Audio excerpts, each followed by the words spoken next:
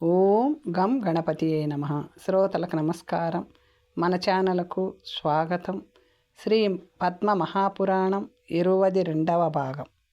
ఒక మాసంలో ఈ బుడగ 5 విధములుగా మార్పును చెందుతుంది. మెడ, శిరస్సు, భుజములు, వెన్నెముక, ఉదరము అను ఈ 5 కలుగును. 2వ నెలలో చేతులు, కాళ్ళు, 2 పక్కలు, నడుము, శరీరము క్రమముగా కలుగుతాయి. 3వ నెల పూర్తి అయిన పిదప 100 అంకురములు సందులు కలుగును. 4వ నెలలో వ్రేళ్ళు మొదలగునవి ఏర్పడును. 5వ నెలకు నోరు, ముక్కు, చెవులు ఏర్పడును. 6వ నెలలో దంతవరసలు, నాలుక, గోళ్ళు, కర్ణరంధ్రములు ఏర్పడును. పాయువు, మేండ్రము, ఉపస్థ, శిష్ణములు అవయవములలో సందులు 7వ నెలలో కలుగును. 8వ నెలలో అంగములు, ప్రత్యంగములు సంపూర్ణముగా ఏర్పడి తలపై వెంట్రుకలతో పాటు అవయవములన్నీ సుస్పష్టముగా వేరువేరుగా కనిపించును. ఈ విధముగా పంచభూతాత్మకుడై పరిపక్వము చెందిన శరీరము కలవాడై ఉండును. తల్లి స్వీకరించు ఆహార బలముతో 6 విధములైన రసములతో నాభిసూత్రముచే బంధింపబడి దాని ద్వారా ఆహారమును స్వీకరిస్తూ దినదినము పెరుగుచుండును. అప్పుడు జీవికి తాను పూర్వజన్మలో చేసిన పాపములన్నీ గుర్తుకు వచ్చును. సంపూర్ణమైన ఈ శరీరమును, సుఖ దుఃఖములను, నిద్రను, స్వప్నమును పూర్వజన్మలో చేసిన దానిని తెలియను. చనిపోయిన నేను మరలా జన్మించి తిని, పుట్టిన నేను మరలా మరణించి తిని, ఎన్నో వేల యోనులను అనేకములను చూచి తిని, ఇప్పుడు పుట్టిన వెంటనే సంస్కారమును పొందగానే మరలా గర్భమున పుట్టకుండునట్లు శ్రేయస్సును కలిగించు కర్మలను ఆచరించెదను. గర్భంలోనున్నవాడు ఇట్లు ఆలోచించును: నేను గర్భము నుండి వెలువడగానే సంసారమును తొలగించు పరజ్ఞానమును అధ్యయనం చేసేదను. మహాగర్భ దుఃఖముతో ఆవశ్యముగా పరిపీడితుడై జీవి కర్మవశములో ఉండి మోక్షమునకు ఉపాయము ఆలోచించుచుండును. ఒక గొప్ప ఎత్తైన పర్వతము పైకి ఎక్కినవాడు ఎలా దుఃఖితుడై అక్కడ ఉండునో అలాగే మావిచే చుట్టబడినవాడు దుఃఖితుడై ఉండును. సముద్రంలో పడినవాడు ఎలా దుఃఖించునో అలాగే గర్భోదకమున పడినవాడు ఆ గర్భోదకములో తన అంగములన్నీ తడిసి వ్యాకులమును అనుభవించును. ఒకనిని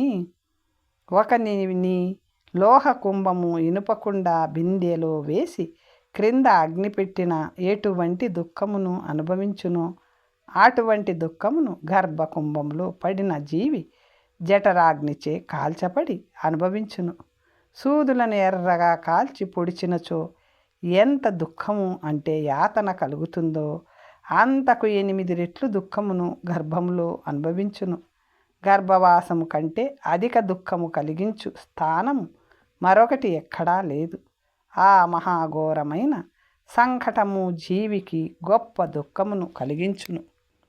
ఈ విధముగా జీవులు గర్భములో అనుభవించు దుఃఖము చెప్పితిని. చరాచరములైన సమస్త జీవులు వారు పొందిన గర్భము బట్టి దుఃఖమును పొందును. గర్భము నుంచి బయటకు వచ్చినప్పుడు గర్భయంత్రముచే పీడింపబడి మూర్ఛపోయే స్థితిని పొంది జీవి గర్భము కంటే 1,000,000 రెట్లు అధిక దుఃఖమును పొందును. రసమును తీయడానికి చెరుకును పిండినట్లు జీవి కూడా పాపములను ముద్గరములచే కొట్టబడుచు వాయువుచే పిండబడుచు బయటకు వచ్చును. యంత్రములో చెరుకుగడను వేసి పిండినచో అది ఎట్లు రసహీనమై పడిపోవునో అలాగే గర్భంలోనున్న జీవి సూతికా గర్భవాయువుచే బయట పడవేయబడి మహాదుఃఖమును అనుభవించును. గర్భములో అతనిని రక్షించువారు ఉండరు. ఈ విధముగా శరీరము యోని యంత్ర పీడనము వలన బయటపడును. అలా బయటపడిన శరీరము ఎలా ఉంటుందంటే ఎముకలు అంగములతో కూడిన గుండ్రని ఆకారము కలిగి నరములచే కట్టబడి రక్తము మాంసములచే తడిసి మలమూత్రములచే కూడి కేశములు రోమములు చిన్న వెంట్రుకలతో కూడి రోగములకు ప్రధాన నిలయము వలె భాషించును. నోరు అనే ప్రధాన ద్వారముతోనూ 8 కీటకీలతోనూ ఆ శరీరం ఉండును. దానికి 2 పెదవులు, తలుపులు, దంతములు, నాలుక కలిగి ఉండును. చెమట ప్రవాహము కలిగిన నాడులతోనూ కపపిత్తములచే నిండి ఉండును. అది జరాశోకములచే కూడి ఉన్నది. కాలమును అగ్నిలో ఉండును, అనగా మరణము చేతిలో ఉండును. కామక్రోధములచే ఆక్రమించబడి గాలిచే కొట్టబడి భోగమును ఆశతో కూడి రాగద్వేషములకు వశమై ఉండును. అన్ని అంగములు ప్రత్యంగములు జరాయువును నాళముచే కట్టబడును. సన్నని యోని మార్గంలో సంకటముతో బయటపడును. మలమూత్ర రక్తములచే తడిసిన అంగములతోనూ 6 కోశములతో అస్థిపంజర సంఘాతముతోనూ ఈ శరీరము ఏర్పడినది. 36,500 నరములతోనూ 3.5 కోట్ల వెంట్రుకలతోనూ అంతట కప్పబడినది. ఈ విధముగా శరీరంలో స్థూలమైనవి, సూక్ష్మమైనవి, కనిపించేవి, కనిపించనివి అయిన ఇటువంటి మాంసనాడులు కోట్లాది కొలది ఉన్నవి. చెమట వలన ఇది ఎల్లప్పుడూ అశుచమైనది. 32 దంతములు, 20 గోళ్ళు ఉన్నవి. 1 కూడవ ప్రయాణము, పిత్తము అర్ధాడక 2 సేర్లు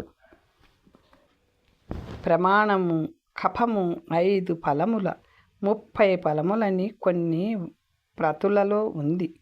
క్రొవ్వు మజ్జ అందులో అర్థ ప్రమాణము, శ్రోణులు మాంసము 5 ఫలములు 15 అని కొన్ని ప్రతులలో ఉంది. మేధస్సు 10 ఫలములు, మహారక్తము చిక్కటి రక్తము 3 ఫలములు, మజ్జారక్తము 12 ఫలములు, శుక్రము అర్ధకుడువము అందులో సగము, జీవుల బలము అని చెప్పబడినది. ఒక పిండమునకు దేహమునకు 1000 ఫలముల మాంసము 100 ఫలముల రక్తము ఉండునని తెలియవలయను. మలమూత్రముల కంటూ ఒక నిర్దిష్టమైన ప్రమాణము లేదు. ఇట్టి అశుద్ధమైన దేహమును గృహములో శుద్ధమైన ఆత్మ కర్మ బంధనము వలన వసించును. ఈ శరీరము రక్తము శుక్రముల సంయోగము వలన జనించినది. ఇది ఎల్లప్పుడూ మలమూత్రములతో కలిసి ఉండును. అందుకే దీనిని అశుచి అందురు. మలములను నిలిపినను కూడా ఈ దేహము అశుద్ధం. ఈ దేహమును చేరిన అతి పవిత్రమైన పంచగవ్యములు అవిశ్యులు కూడా అశుచిత్వమును పొందును. ఈ దేహము కంటే అశుచమైన వస్తువు మరొకటి లేదు. హృద్యమైన సువాసనాయుక్తమైన అన్నపానములు ఈ దేహమును చేరినంతనే అశుచమగును. దేహము కంటే అశుద్ధి అయిన వస్తువు మరొకటి ఏదైనా ఉందా? ఓ జనులారా, ప్రతిరోజు శరీరము నుంచి బయటకు వెళ్ళుచున్న దుర్గంధపూరితమైన అశుచత్వమును మలమూత్ర స్వేదాదులను చూచుట లేదా? దేహమును అనుసరించి ఉండు మలము దుర్గంధము. అట్టి మలమునకు ఆధారమైన ఈ దేహము శుచి ఎట్లగును? పంచగవ్యములతోనూ దర్భ జలాలతోనూ శుద్ధి చేసినను, కడిగినను, మర్దించినను, కాల్చినను బొగ్గువలే అది ఎన్నడూ నిర్మలత్వమును పొందదు. గిరులపై నుంచి సదా ప్రవహించు జలము వలె ప్రవహించుచున్న కఫమూత్రాది అశుచములతో నిండిన ఈ దేహము శుచి ఎట్లగును? సర్వ అశుచులకును నిలయమైన ఈ దేహంలో ఒక ప్రదేశము అంటే భాగము కూడా శుచిగా కనపడదు. రాత్రి కానీ పగలు కానీ చేతిని మన్నుతో రుద్ది కడిగినను చెయ్యి శుద్ధమవుతుందా? ఇంత చూచుచున్నను మానవులకు ఈ దేహమునందు వైరాగ్యము జనించుట లేదు. కుక్క తోకకున్న వంకర ఎంత వంచినను ఆ వంకరను విడువనట్లు, స్వభావం మార్పు చెందనట్లు ఈ దేహము కూడా ధూపాదులతో ఎంత అలంకరించినను దాని స్వభావమును విడవదు. స్వాభావికముగా నల్లగా ఉండే ఉన్ని ఎన్నడూ తెలుపును పొందదు. అలాగే శరీరమును ఎంత శుద్ధి చేసినను నిర్మలము కాజాలదు. తన దుర్గంధమును తాను వాసన చూచుచున్నను, తన మలమును తాను చూచుచున్నను, ముక్కును నలిపి చూచుచున్నను ఈ లోకము ఎన్నడూ విరక్తి చెందదు. ఆహా, ఈ మోహము ఎంత మహత్తరమైనది! జగత్తునే వ్యామోహింపజేస్తుంది. తన శరీరము యొక్క దోషములను చూచుచూ, తన శరీర దుర్గంధము వాసన చూచుచూ కూడా విరక్తి చెందని వానికి వైరాగ్యమునకు ఇంకేమి కారణము చూపగలము? ఈ జగత్తంతా పావనమే, దేహమే పరమ అశుచి. ఎంత అశుచి అంటే దీనిని తాకిన శుద్ధ పదార్థములు వెంటనే అశుచి అగును.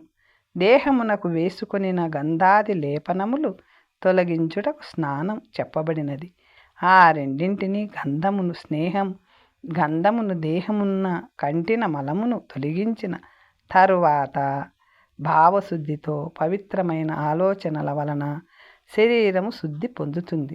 చెడు భావనలతో దుర్గంధపూరితమైన దేహము గల వాణిని ఎంత మన్ను చివేసి రుద్ది గంగానదిలో ఉన్న మొత్తం నీటితో కడిగినను అతడు పునీతుడు కాడు. దుష్టాత్ముడు ఎన్ని తీర్థములలో స్నానము చేసినను తపస్సు చేసినను అతడు శుద్ధుడు కాజాలడు. అంతరంగంలో దుష్ట ఆలోచనలు కలవానిని శరీరమును తీర్థములలో కడిగినను అగ్నిలో కాల్చినను అది పునీతము కాదు. అట్టివానికి స్వర్గము కానీ అపవర్గము కానీ లేదు. దేహము మాత్రము దహింపబడును.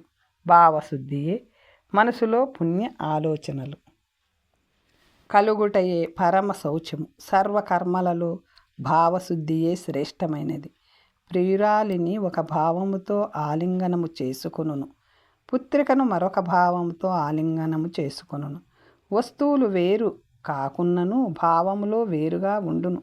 ఒక పుణ్యశ్రీ పుత్రుని ఒక భావంతో ఆలింగించుకొనును, పతిని వేరొక భావంతో ఆలింగించుకొనును. ఓ మహానుభావ, ఈ విధముగా స్వభావములు ఎలా ఉంటాయో చెప్పాను. భార్యను భావహీనముగా ఆలింగనము చేసుకున్నాడు. రసవంతములైన అన్నపానాదులను భావము లేకుండా తినడు. అందువలన భావమే అన్నింటికీ మూలము. ప్రయత్నపూర్వకముగా భావములను పునీతము చేసుకొనుము. బాహ్యశుద్ధితో ఏమి లాభము?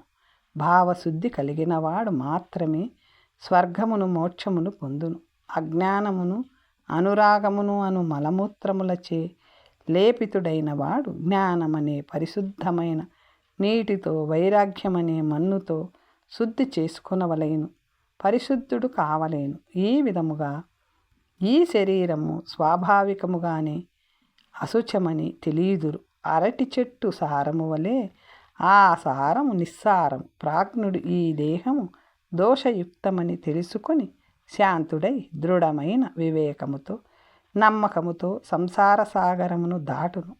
అన్ని దుఃఖములలో జన్మ దుఃఖము మహా కష్టమైనదని చెప్పబడినది. ఎన్నో రకములైన కర్మల వలన లభించిన అజ్ఞాన దోషము చేత గర్భములోనున్నప్పుడు కలిగిన జ్ఞానము పుట్టిన వెంటనే నశించును. జీవి యోనియను యంత్రము నుంచి పీడింపబడుచు బయటికి వచ్చినప్పుడు మోహముతో కూడిన భయంకరమైన బయటి గాలి శరీరమును తాకగానే శరీరము వంటి వేడి పుట్టును. ఆ జ్వరము వలన మహామోహము కలుగును. దాని వలన మోహితునకు వెంటనే స్మృతి భ్రంశము కలుగును. స్మృతి భ్రంశము వలన మరియు పూర్వజన్మ కర్మ వలన జీవునకు ఈ జన్మలో రాగము ఏర్పడును. ఈ విధముగా రాగమోహయుక్తుడైన జీవి చేయకూడని పనులను చేయుచుండును. తనని తాను తెలియజాలడు. పరదైవము నారాయణుని కూడా తెలియజాలడు. తనకు శ్రేయస్సును కలిగించు వాటిని వినడు. కన్నులున్నను చూడడు. అట్టివాడు ఎత్తుపల్లములు లేక సమముగా ఉన్న దారిలో మెల్లగా నడుచుచున్నను అడుగడుగుకి క్రింద పడుచుండును. బుద్ధి ఉన్నను బుధులైన వారి బోధనలను వినడు. సత్యమును తెలుసుకొనడు. దాని వలన లోభము పొంది ఆ లోభము వలన సంసార సాగరంలో పడి కొట్టుమిట్టాడుచుండును. గర్భదుఃఖము స్మృతి లేకపోవడము వలన మోక్షదాయకమైన ఒక శాస్త్రమును చెప్పెను. గర్భములో అనుభవించు దుఃఖమును అందులో చెప్పెను. అటువంటి శాస్త్రమును తెలుసుకొని కూడా మానవుడు తన శ్రేయస్సు కోసం ప్రయత్నించకపోవడం చాలా ఆశ్చర్యకరం. బాల్యంలో ఇంద్రియముల బుద్ధి పూర్తిగా వికసించకపోవడం వలన మహా దుఃఖమును అనుభవించును. ఏదైనా పని చెయ్యాలనుకున్నను, ఏమైనా చెప్పాలనుకున్నను చెప్పజాలడు. చర్మమును చీల్చుకొని దంతములు బయటికి వచ్చినప్పుడు గొప్ప దుఃఖమును కలుగును. తౌల్యము వలన, నిలకడ లేకపోవటం వలన, వాయువు వలన, వివిధ బాల్య రోగముల వలన, బాలగ్రహ పీడల వలన చెప్పలేని దుఃఖమును అనుభవించును. ఆకలి దప్పికలచే చుట్టముట్టుబడిన శరీరం కలవాడై ఒక్కసారి ఒక్కచోటనే నిల్చుండును. ఒక్కోసారి ఒక దగ్గరి నుంచి మరొక దగ్గరికి వెళ్ళిచుండును. మోహము వలన బాల్యములో మలమూత్రములను తినుటకు ప్రయత్నించుచుండును. కౌమారంలో చెవులను కుట్టుట వలన, తల్లిదండ్రులు కొట్టుట వలన, అక్షరములను అధ్యయనము చెయ్యమని గురువు శాసించుట వలన గొప్ప దుఃఖమును పొందును. మధించిన ఇంద్రియముల ప్రవృత్తి వలన కామరాగములచే పీడింపబడుచు రోగాదులచే పీడింపబడువాడికి యవ్వనంలో సుఖమెక్కడిది? ఈర్ష్య అసూయల వలన మహా దుఃఖము సంభవించును. మోహము వలన దుఃఖము కలుగును. దాని వలన కలుగు రాగము వలన కుపితుడై కేవలము దుఃఖము అనుభవించును. కౌమాగ్నిచే పీడింపబడువాడు రాత్రిపూట నిద్రపోలేడు. పగలంతా ధనము నార్జించువలెనని చింతించుచు పగలు మాత్రము సుఖమెక్కడిది? శ్రీ సంగమమును ప్రవర్తించు పురుషుని దేహము నుండి వచ్చే శుక్ర బిందువులు స్వేద బిందువుల వలె ఆనందము కలిగించదు. క్రిములచే కరవబడినప్పుడు లేదా దురదాను అగ్ని వలన కలిగిన దుఃఖముచే పీడితుడైన నిస్సహాయుడైన కుష్ఠి వ్యాధిగ్రస్తునికి ఎటువంటి సుఖము కలుగునో అదే దుఃఖము శ్రీ సంగమము వలన కూడా కలుగును. ధనము సంపాదించవలేనను చింతతో ఎటువంటి సుఖము కలుగునో శ్రీ వలన కలుగు సుఖము కూడా అటువంటిదే. అంతకంటే ఎక్కువేమీ కాదు. ఏది లేకపోతే మనసుకు శాంతి ఉండదో అదే మనిషికి దుఃఖమనున్నది. అందువలన దానికోసం ఆపేక్షించును. చివరకు అదే వైరాగ్యమునకు కారణమగును. ముసలితనముచే పీడింపబడువారు వ్యాధిగ్రస్తులు అయిన తన వారిని ముసలితనముచే పీడితుడైన తన కుమారుని చూచి కూడా వైరాగ్యము పొందనివాడు జడుడు. ముసలితనముచే పీడింపబడువానిని పొందిన వాని ఎడల భార్యాపుత్రులు దుష్టులై మృత్యులు బంధువులు నిర్లక్ష్యముగా ప్రవర్తింతురు. ముసలితనము కలిగిన వాడు ధర్మము, అర్థము, కామము, మోక్షము సాధించలేడు. అందువలన యవ్వనంలోనున్నప్పుడే ధర్మమును ఆచరించవలయును.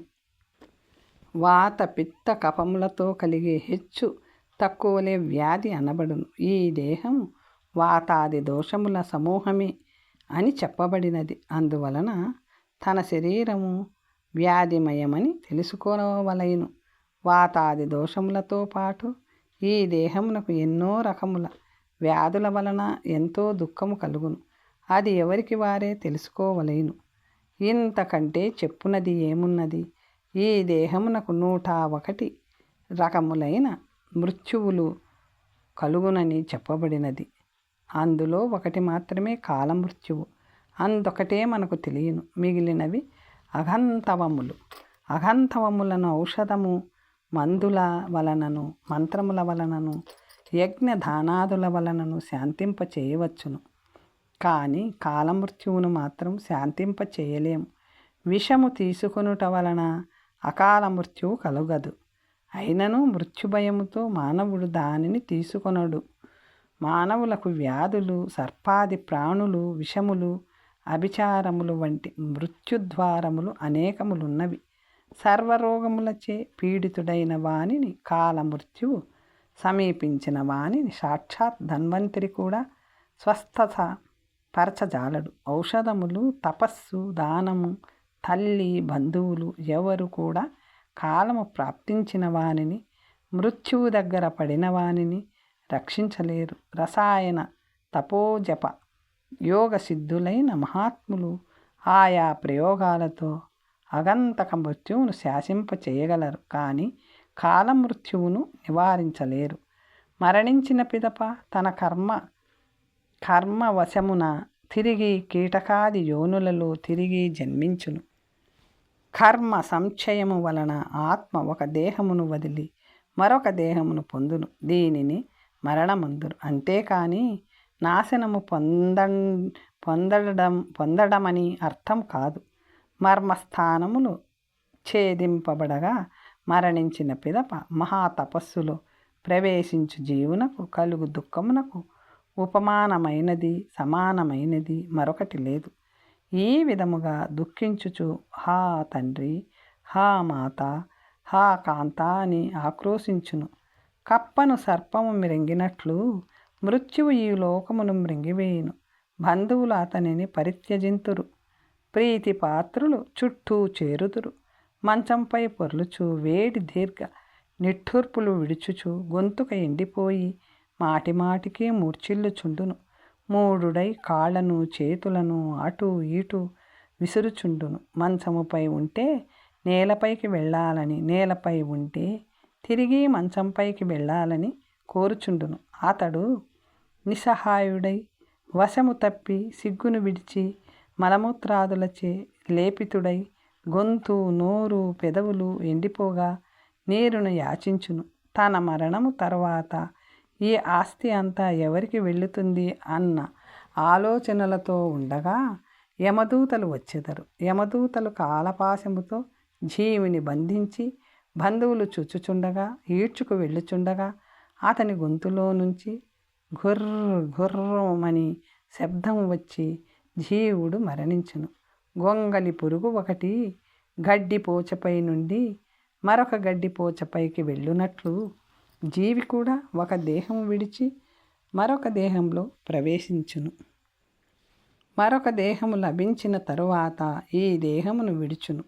వివేకవంతులకు మరణ దుఃఖము కంటే యాచనా దుఃఖము అధికము. మరణము వలన కలుగు దుఃఖము క్షణికము, యాచన వలన కలుగు దుఃఖము అనంతము.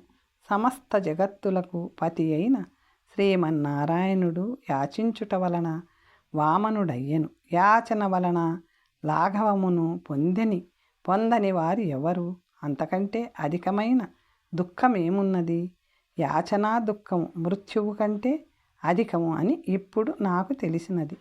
అందువలన ఎన్నడూ ఇతరులను యాచించరాదు. తృష్ణయే లాఘవమునకు కారణం. యాచన వలన మొదటలోనూ దుఃఖమే, మధ్యలోనూ దుఃఖమే సంభవించును. ఈ విధముగా దుఃఖ పరంపరలు జీవులకు సహజముగా కలుగును. అందువలన మానవుడు వర్తమాన కాలంలో అనుభవించుచున్న దుఃఖముల గురించి కానీ గతించిన దుఃఖముల గురించి కానీ ఎన్నడూ శోకించరాదు. అలా చేయడము వలన, చింతించుట వలన జన్మ నుంచి కూడా వైరాగ్యము కలుగదు. ఆహారము అతిగా తీసుకొనుట వలన మహాదుఃఖము కలుగును. తక్కువగా తీసుకొనుట వలన కూడా దుఃఖమే కలుగును. తినేటప్పుడు గొంతులో అడ్డుపడితే దుఃఖము కలుగును. అందువలన భోజనముతో కూడా సుఖము ఎక్కడిది? వ్యాధులన్నిటిలో పెద్ద వ్యాధి ఆకలి.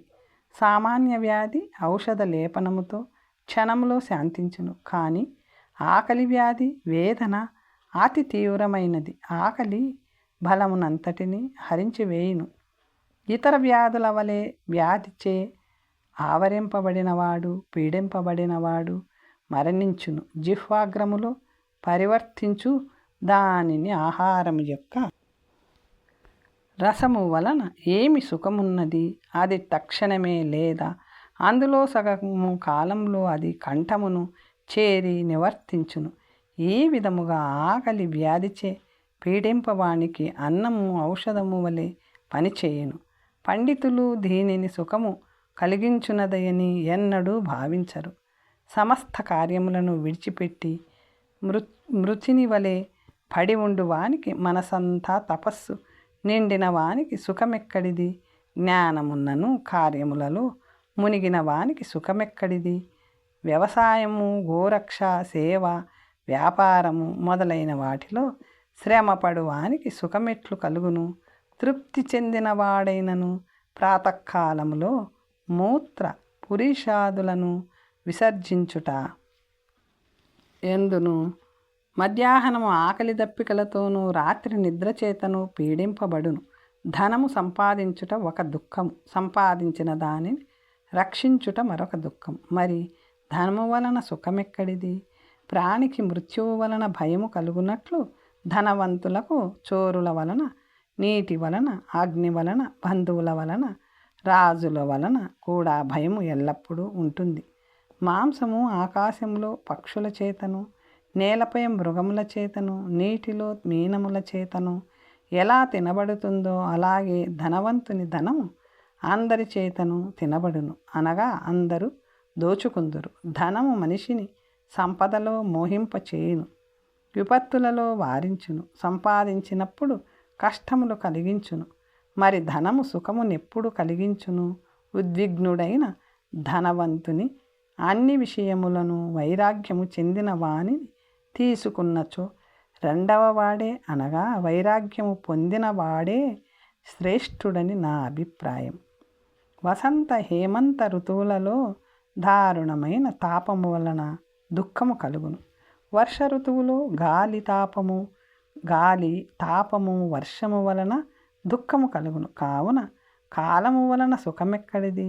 వివాహ విస్తరము వలన దుఃఖము, గర్భము ధరించుట వలన దుఃఖము, సూతికము వలన దుఃఖము, శిశువుల మలమూత్రాది కర్మలతో దుఃఖము, పుత్రుని కంటే దంతరోగముల వలన దుఃఖము. ఆహా, ఎంత కష్టము! నేనేమి చేయవలేను?